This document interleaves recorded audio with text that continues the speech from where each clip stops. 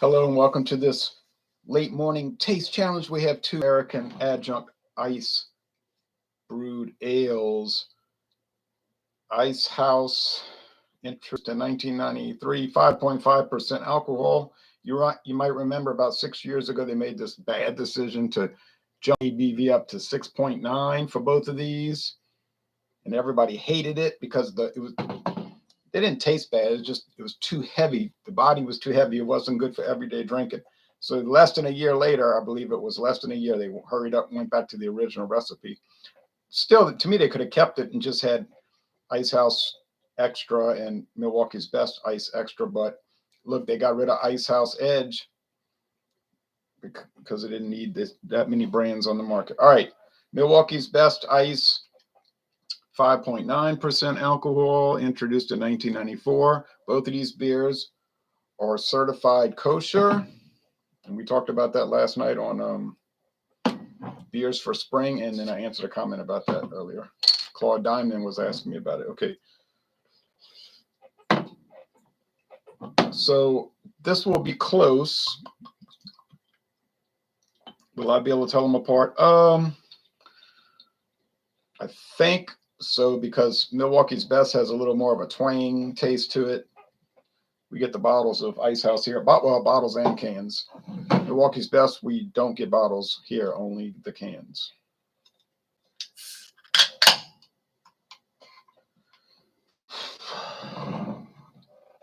It's got this like gear industrial symbol because it's sort of like geared toward the working man.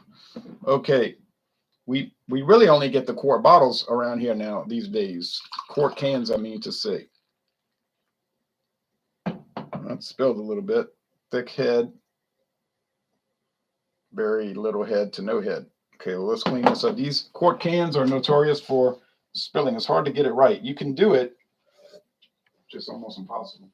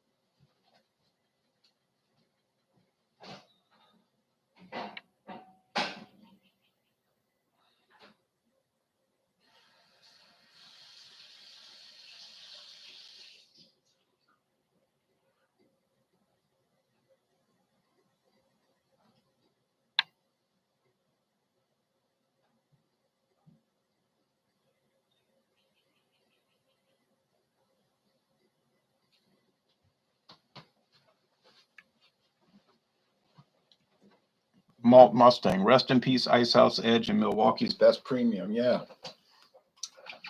I agree. Milwaukee's Best, it has a heritage going back to 1895 when it was started by a company called Gettleman Brewing. And that was their brand, Milwaukee's Best beer. And then they might have had other products too. And I know they did. Some pretty thick lacing on this dark gold, deep gold appearance. Icehouse is not quite as dark. In 1961, Gettleman was bought by Miller Brewing, and Miller said Gettleman was literally across the street from their brewery. And Miller's heritage goes back to the Plank Road Brewery. So Icehouse it says Plank Road Brewing, but it's really Miller, which is really Molson Coors. But that was the original brewery. It's called Plank Road Brewing, and their big brand was Frederick Miller Lager, renamed Miller High Life in 1903. But these are from the 90s, mid 90s. Icehouse 93, Milwaukee's Best 94. And they say on the cans, on the label, well, the bottle and can, because I have a bottle and a can, it says ale. Now you say, no, these are lagers. Well, okay, well, Molson Coors says they're ales, so you're going to have to take that up with them. There has to be a reason they're putting that on the can and bottle. Okay? I go with what's on the label. Like if I see a beer and the label says Imperial stout with natural flavors. I'm going to assume it's an imperial stout with natural flavors until I'm told otherwise. All right. I first had both of these beers in 1996.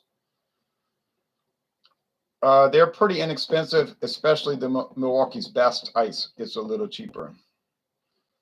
Well, it smells like a standard beer. Like my friend David says, I like beer that smells and tastes like beer. You know what I mean. Standard product.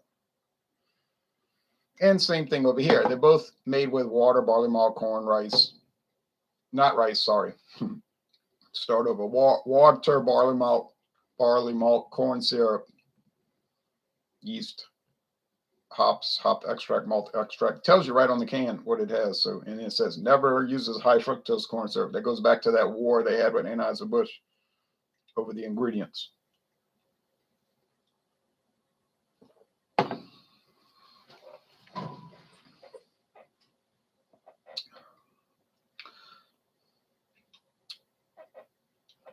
Yeasty, a little pungent. White bread, crust, white bread, dough. I know some people are going to say, no, maybe cornbread, a little.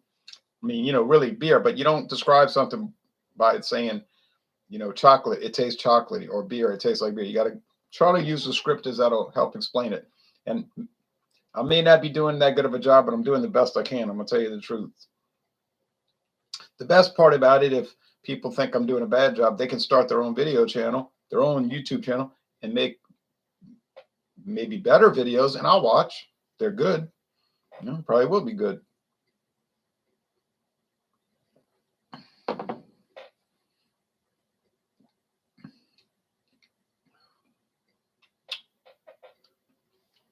Yeah, it's the same, but the body seems lighter and it's a little cleaner. Milwaukee's Best got a little more twang to it. For whatever reason.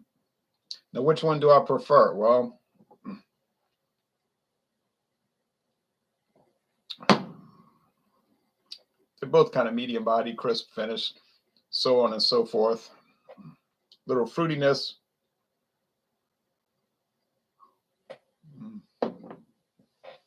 Apparently, Milwaukee's Best Ice is also sold in Costa Rica with a slightly different can label. It says Miller Milwaukee's Best Ice. Yeah, you can look at the Molson Coors website to see that. Icehouse apparently is only sold in the United States of America. I guess I'll go with this one. I like this one a little better, and I think it's the Icehouse. Here we go. It is. Ha ha. Ha ha. A drunker. I have had these long enough to where I think I have a good. Now, you say, well, that doesn't prove anything. You have to replication. You have to do this 10 times.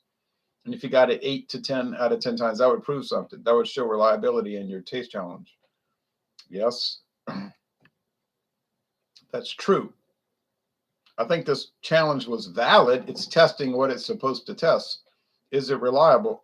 You would have to have repetition to show that, to demonstrate that. But I'm not going to do it 10 times. You know, we'll just hope that I got it correct. You know, that that it is reliable. But we can't say for sure unless we do a reliability test. Rest in peace, Bush Signature Copper Lager. Yeah, Jason, you're right. It's a shame. Daryl Macias, good morning. Ronald, good morning to you. The Old Growler. Hey, he's from New York City. Wasn't Dr. Joe Oades involved with that story? I'm not sure what story you're talking about, and I don't know the name. How much do you, B Aviation says, how much do you think it costs the company to make the beers? Which beers are you talking about? Happy St. Patrick's Day, says Daryl. Happy St. Patrick's Day to you, St. Patrick. Pray for us. And I'm not saying that as a joke either. I wish you were a beer show, says, hope everyone has a safe St. Patrick's Day, and cheers, Ron. Cheers to you, WYWBS. Wish you were here, beer show. All right. So that's it. Time to eat lunch. Icehouse is a little better, in my opinion. Little, like very little better, but a little better. And I was able to tell it apart from the Milwaukee's Best Ice. But if you're looking to buy an ice beer, and I don't know how you feel about ice beers, I'm favorable towards them. Some people hate them, they just get so angry about them. Or maybe they don't get angry, they just say they hate them, which is fine, because if you're a consumer, you have the right to buy whatever product you want to buy. What difference does it make? But I would just shop price, honestly. If I saw a 12-pack of Milwaukee's Best and a 12-pack of Icehouse, well, I would buy whatever one was cheaper, unless we're talking about 25 cents or whatever. Then 50 cents, I guess I'd go with the Icehouse.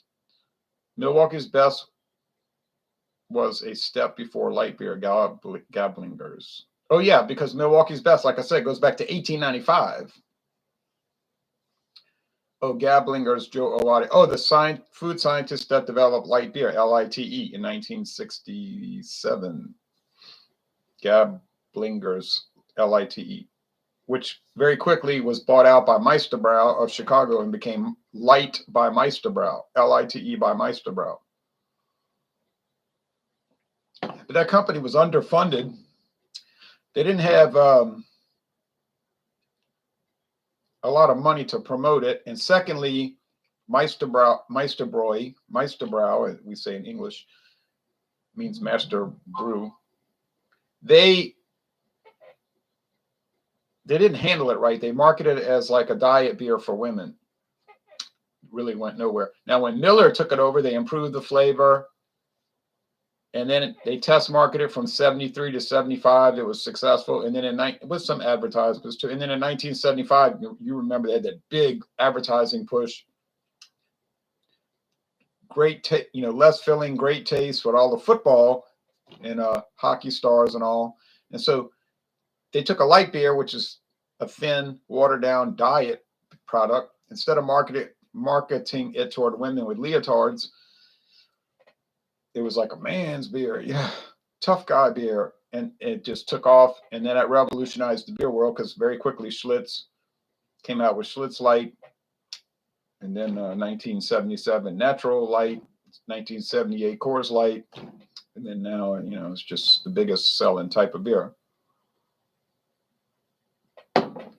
Not my type of thing, but that's what people like. That's fine. And Miller Lite was one of the most important beers ever made in world history. Whether you like it or not, I'm not really favorable towards it. Although if somebody gave me one, I might drink it, depending if what else I was planning to do that day. If I had some other good beers lined up, I'd say, oh no, I appreciate it. But I mean, I would drink it in a pinch. These two, yeah, you wouldn't have to convince me. They have body, they have character, they have flavor. They're nice. All right, well, that's it. So can you get a good beer for a low price? These two will prove to you that you can get a good beer for a low price. I wonder if diet soda was influenced by light beer. No, I think diet soft drinks hit the market before light beer. Wasn't it in the early 1960s with Diet Right soda? Wasn't that the first diet? I don't know anything about that. But wasn't that the first? Oh, you don't have to be sorry you brought it up. That was a good thing to bring up. Wasn't that the first diet soda, the Diet Right soda, R-I-T-E, right? R-I-T-E instead of L-I-T. Diet Right soda from Royal Crown Cola. I think that's right, but could have been something else before that. But I think that was the first mainstream diet soda, the Diet Right. Nasty little number. And then followed up by an even nastier Coca-Cola product, Tab,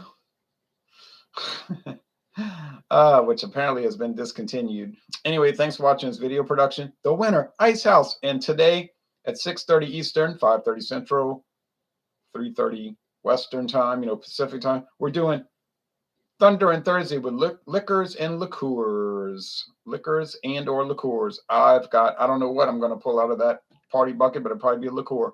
Jason Cleveland says, Jay, if you have the History Channel, there is a show called The Food That Built America. They have an episode about Pabst versus Schlitz and how Joseph Schlitz married the widow of the Krug Brewery. I heard about that show. If I ever get a chance, I'll watch it. It's on YouTube and stuff. Got so many beer videos to get through to watch. video reviews for beer and liquor. But I'm making a lot of progress, so I'm gonna pretty soon be caught up. I hate artificial sweeteners. Me too. They're nasty as heck. Haroon says happy St. Patrick's Day, everybody. And Gooba says cheers. All cheers to y'all. Take care now.